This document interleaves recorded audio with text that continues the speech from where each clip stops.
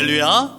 하나님의 크신 사랑이 이 새벽에 우리 가운데 가득한 줄 믿습니다. 오늘 우리는 시편 47편 1절로 9절의 말씀을 통하여 찬양받기에 합당하신 하나님이라는 제목으로 하나님의 말씀을 함께 나누도록 하겠습니다. 오늘 시편의 기자는 보좌 위에 앉아 계신 하나님께서 온 땅을 통치하시고 찬양받기에 합당하신 하나님께 온전한 찬양을 올려드리고 있습니다.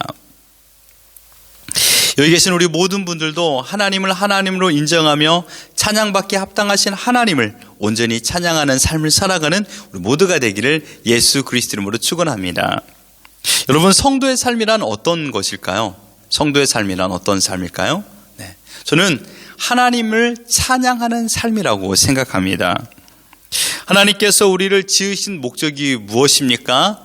이사야 43장 21절에 이렇게 말씀하고 있습니다. 이 백성은 내가 나를 위하여 지었나니 나를 찬송하게 하려 함이니라. 오늘 본문의 말씀으로 표현한다면 1절에 말하는 것처럼 손바닥을 치며 발을 동동 구르며 즐거운 소리로 온 마음을 다하여 하나님을 찬양하는 인생이라고 표현할 수 있습니다. 이것은 여러분 형식적으로나 또한 강요로 나오는 찬양이 될 수가 없습니다. 감격과 기쁨이 있어야만이 박수를 칠 수 있는 것이죠. 너무나도 즐거운 마음이 되기 때문에 박수를 치며 찬양합니다. 우리가 죽는 그날까지 기억해야 될 것은 무엇일까요? 본문 6절입니다. 우리 같이 한번 읽어볼까요? 시작. 찬송하라, 하나님을 찬송하라, 찬송하라, 우리 왕을 찬송하라. 믿습니까? 우리의 인생은 오직 하나님만을 찬송하는 것입니다. 우리의 찬양을 받기에 합당하신 하나님이 어떤 분인가를 오늘 시편 기자는 2절에 이렇게 고백하고 있습니다. 지존하신 여호와는 두려우시고 온 땅에 큰 왕이 되심이로다.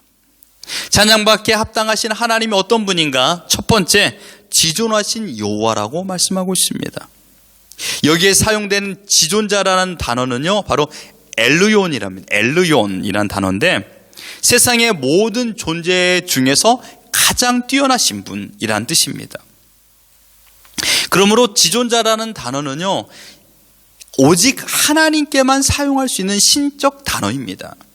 창세기 14장 18절에 보면 살레망 멜기세덱이 떡과 포도주를 가지고 나왔으니 그는 지극히 높으신 하나님의 제사장이었더라. 외후 레헬 엘르온, 지존하신 하나님이란 뜻입니다. 위대하신 하나님이라는 것이죠. 이 단어는 인간 세계에서 인간들끼리 서로 우열을 가리고 비교하여 더 높은 사람에게 표현하는 그런 단어가 아닙니다. 와우, 당신은 지존자입니다. 이런 단어를 인간에게 사용할 수 없는 것입니다. 이 단어는 다른 존재와 완전히 구분되어서 절대적인 초월성과 우월성을 가진 자에게만 쓸 수 있는 겁니다. 그러므로 인간들끼리 이 단어를 쓸 수가 있는 것이 아니라는 것이죠. 시편 83편 18절에 보면 여호와라 이름하신 주만 온 세계의 지존자로 알게 하소서. 하나님만이 우리의 지존자인 것을 알게 하여 주옵소서. 그러니 하나님을 하나님으로 인정하고 지존자로 고백한다라는 것은 우리의 눈과 우리의 시각으로 된 것이 아닙니다. 하나님을 어떤 분으로 바로 알 수 있는 지혜와 계시의 영을 허락하여 주심으로 말미암아 우리 하나님이 지존자인 것을 고백하게 된 줄 믿습니다. 여러분, 애굽의 바로왕은 당시 시대 최고의 권력자인 것은 사실입니다. 그러나 당시 시대일 뿐입니다. 그 이름의 뜻으로 말미암아 그는 언제나 최고의 사람이라고 생각했습니다. 그 바로라는 이름 뜻이 태양이지 않습니까? 태양. 이것은 어떤 사람의 이름의 뜻을 표하는 것이 아닙니다. 한 사람을 정하여 말한 것이 아니라 고대 이집트의 모든 왕들을 향하여 바로라고 칭했습니다. 마치 우리가 우리 옛날 시대에 왕, 이것을 임금이라고 표현하지 않았습니까? 임금이라면 왕을 표현하고 있는 단어인 것처럼 바로라는 단어는 모든 이집트의 왕들을 표현하고 있는 것입니다. 하지만 지존자 앞에서, 지존자이신 하나님 앞에서 인간이 그 어떤 노력을 한다 할지라도 하나님의 능력에 1도 미치지 못합니다. 이 세상의 통치자라고 말한 자들은 결코 지존자가 될 수가 없는 것입니다. 그렇다면 지존자이신 하나님께서 하시는 일은 무엇일까요? 8절에 하나님이 무백성을 다스리신다라고 말했습니다. 그렇습니다. 지존자 하나님께서 하시는 일은 하나님의 백성들을 다스리시고 계십니다. 여기서 이 다스린다라는 뜻은요, 수호한다, 순찰한다, 보호한다라는 뜻입니다. 지금 여러분 이 새벽에 하나님의 불길 같은 눈은 여러분의 자녀들이 잠을 자고 있는 침대와 여러분의 가정을 순찰하면서 보호하고 계십니다. 뿐만 아니라 여러분의 모든 사업 또한 하나님께서 불길 같은 눈을 뜨시고 순찰하고 계십니다. 악한 영향력에서 보호하기 위해서요. 어려움 가운데서 건져주기 위하여 하나님께서 순찰하며 보호하고 계십니다. 우리의 인생의 시작부터 끝까지 모든 시간들 하나님께서는 면밀하게 살피시고 보호하고 계십니다. 지금도 마찬가지입니다. 외부의 광한 공격을 하나님의 능력으로 막아주고 계십니다. 그것이 보호 아니겠습니까? 그래서 우리는 평안을 누리고 있습니다. 여러분들은 지금 평안을 누리지 못한다고 생각할 수 있지만 아닙니다. 만약에 하나님께서 보호의 손길을 끊어버린다라면 마치 사자가 우리 안에 갇혀서 우리를 공격하지 못하는데 우리와 우리 사이에 있는 문을 열어버린다라면 사자는 손살같이 뛰어나와 우리를 공격하는 것입니다. 지금 하나님께서는 그 사자의 입을 봉하고 있고 사자의 우리를 막고 있는 것입니다. 찬양받기에 합당하신 하나님, 우리를 보호하시고 우리를 지키시는 지존자 하나님을 찬양하는 우리의 모든 삶이 되기를 예수 그리스도로 축원합니다. 또 한 가지 더 본다라면 왜 하나님께서 찬양받기 합당하신 분일까요? 그분은 왕 중에 왕이시기 때문입니다. 큰 왕으로 표현했습니다. 왕 중에 왕을 말하고 있죠. 그 왕 중에 왕이신 하나님께서 우리를 보호하고 있는 것입니다. 여러분 21세기를 살고 있는 지금도 왕이 통치하는 나라들이 있습니다. 스웨덴, 벨기에, 덴마크, 모나코, 태국, 술탄, 사우디아라비아, 요르단 이런 나라들은 지금 왕이 통치하고 있습니다. 자기 나라에서 최고의 권력을 가지고 있습니다. 그러나 그들을 왕 중에 왕이라고 말하진 않습니다. 그들이 작은 권세를 가진 것은 사실입니다. 하지만 그들의 왕의 권세, 그것은 자신의 능력으로 얻어낸 것이 아니라 하나님께서 그들에게 권세를 주었습니다. 로마서 13장 1절에 보면요, 각 사람은 위에 있는 권세들에게 복종하라. 권세는 하나님으로부터 나지 않음이 없나니 모든 권세는 다 하나님께서 정하신 바라라고 말씀했습니다. 인간이 누구에게 절을 하며 순복해야 하는지를 보여주고 있습니다. 우리는 위에 있는 권세자들에게 순복하고 또한 그들의 명령을 들어야 하는 것이 마땅합니다. 왜냐하면 하나님께서 그들에게 그들에게 권한을 부여했기 때문입니다. 하지만 그들은 어디까지나 하나님께서 세워주신 그 명령을 부여받아 그런 권세를 부여받아 그 자리에 있는 것입니다. 하나님의 대리자일 뿐입니다. 이들도 온 땅의 왕이신 하나님을 향하여 손뼉을 치며 박수를 치며 하나님께 영광 올려드려야 할 사명을 받은 자들입니다. 단지 왕이라는 청지기의 사명을 부여받은 것뿐입니다. 정직의 자리에서 하나님의 뜻에 순종하며 하나님의 뜻대로 온전히 이 땅을 통치하는 사명자로 부름을 받은 것이지요. 하지만 여러분, 이 시대나 또한 지난 과거의 시대 왕들은 어떻게 했습니까? 하나님의 명령에 순종했나요? 아닙니다. 그들은 절대 권력을 가지고 그 권력이 자기 거인 마냥 그런 행세를 하면서 하나님을 거역했던 인생을 살았습니다. 이들 향한 하나님의 공의로운 심판은 강력합니다. 왜냐하면 자신만 멸망의 길에 걸어간 것이 아니라 무백성들 또한 멸망의 길로 데리고 들어갔기 때문입니다. 그렇습니다. 이 땅에 호흡하며 살아가는 모든 자들은 오직 하나님만을 찬양하며 살도록 그 사명, 그 생명을 부여받은 것입니다. 시편 기자는 한 구절에서 무려 4번이나 걸쳐 찬송하라를 말하고 있습니다. 우리 6절 다시 한번 읽어보겠습니다. 시작. 찬송하라, 하나님을 찬송하라, 찬송하라, 우리 왕을 찬송하라. 이 말은 다른 것이 아닙니다.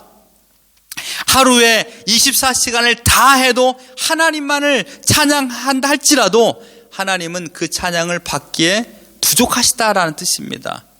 온 시간을 다하고 온 마음을 다하여 온 열정을 다하여 오직 하나님만을 찬양하는 인생을 살아라 라고 말하고 있는 것입니다.